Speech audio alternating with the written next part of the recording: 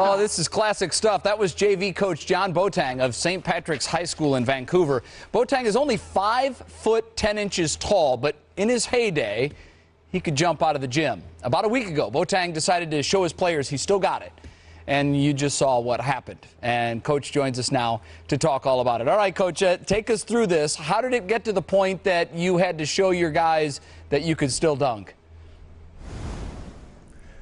It's all about inspiration. I work as a screenwriter. I write inspirational sports stories, and I was telling my kids about this MMA story I was writing about a guy that got knocked down. He keeps getting back up, and as you can imagine, it's an all-Filipino school, and a dunk for a 14-year-old Filipino kid, as you can imagine, is a pretty inspiring thing to see. So I set it up that, hey, if you guys work hard all season, I'll go ahead and throw down for you guys at the end of the season, at the last practice. And you know, they try to get me to do it before the last practice happened. I would never do it.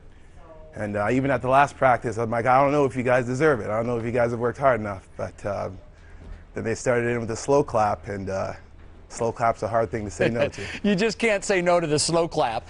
Clearly, things did not go the way you planned. What went wrong for you? Oh, well, for number one, the glass broke. I'm pretty sure that's not supposed to happen. Was the toss too high? I don't know. I mean, we're looking at the video again right here.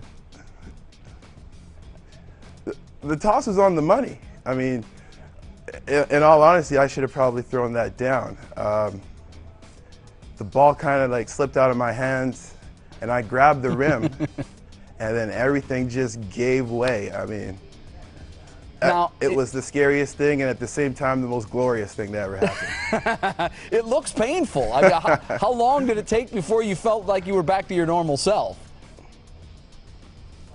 I mean, I went and played in a men's league game the next day. So. Oh, good. Yeah, I was fine. I was fine. I mean, I had to get a couple stitches because the glass cut me a little bit on my arms, but that's about it. Now, I imagine you had to go to school officials and explain all of this. How did that go down? Well, they were more concerned to see if I was okay.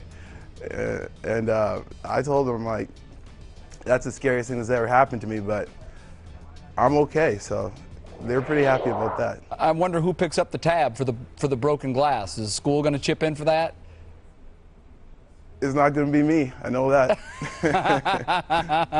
Okay, so after the dunk, did you just look to your players and say, guys, that's how it's done? What was said between you and your team afterwards?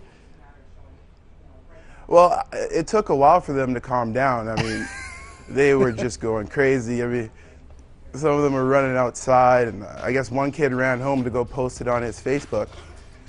And so I guess once they realized I was okay, I just kind of told them, like, see, that's why I don't dunk for you guys all the time. We don't got enough backboards for all this stuff.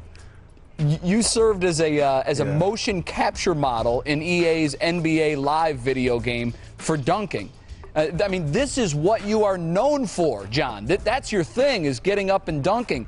So you said it was the most glorious thing, but I believe you said the most humiliating thing. Was it more glory or more humiliating?